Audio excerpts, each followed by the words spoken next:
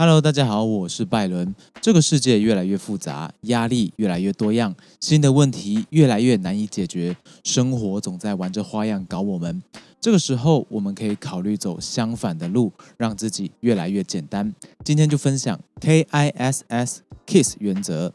KISS 原则又称懒人原则，是 Keep it simple and stupid 的缩写，意思是保持简单，简单到单调。也有人翻简单到白痴都会这么一个简单直接的翻译。原本是提醒设计师，设计要保持简约才是好的设计，有点像我们讲的奥卡姆剃刀，如无必要勿增实体的内涵。小王子的作者也说，设计师知道自己的设计已经达到完美，不是因为再也没有东西可以添加，而是因为再也没有东西可以取下。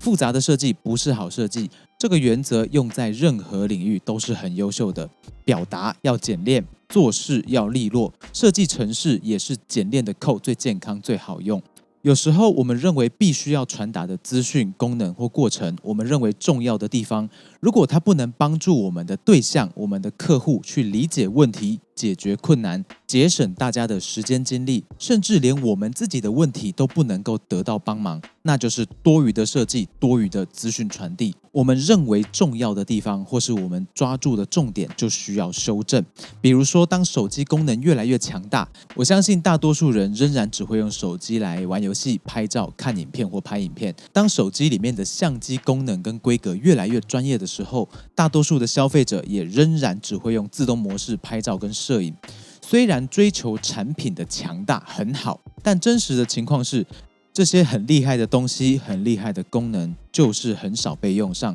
我们来说说表达这件事好了。如果有人为了告诉你某件事情，明明2句话可以描述清楚，但他偏偏喜欢把所有你不需要的资讯、不需要的细节，通通跟你交代一遍，是不是很令人烦躁？他第一，浪费了彼此的时间；第二，到最后可能你们谁都搞不清楚这段谈话的重点是什么。这段讯息的传递过程可以说是相当垃圾，或说很多人的理财规划、健康计划都喜欢弄到非常复杂。如果真的有那种能力去进行计划就算了，这样的人或许可以很好的推进他的计划、他的进度，但大多数人安排计划根本是安排一个快感的，这个好加进来，那个好试试看，最后这个计划变得相当的笨重，没有人有能力推进，成为大家生活的负担，最终这个计划只会有一个结果，就是停摆。我们空有一个完美的计划，却没有人有能力坚持执行，那这个计划也是白搭。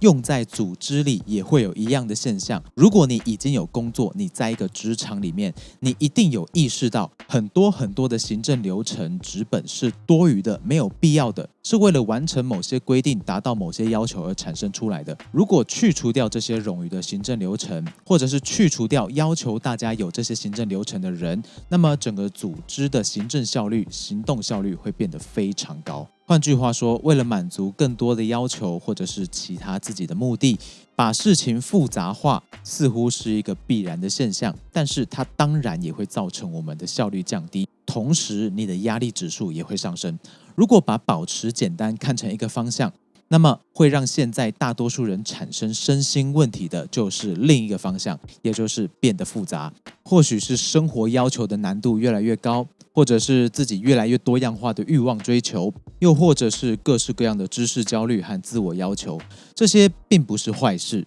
这是一种希望自己更加超越的期待。只是环境很吵闹，杂讯跟垃圾观念到处飞，我们也许不会意识到现在的噪音或许有一点太多了，我们需要调整。如果你的生活太复杂、太多要求、太多杂音，试试把这一条 KISS 原则加入到你的生活里，体现在你的行为、沟通方式跟各式各样的计划上面，去除掉没有帮助却会分散脑力、增加压力的东西，只留下简单实际的部分，这会对我们的身心健康和生活效率很有帮助。生活这种东西，随着生活逐渐推进，消耗我们精力的东西会逐渐增加，这是正常的。但我们往往不会去注意到自己的生活越来越多杂讯，越来越复杂，搞到自己非常的疲累。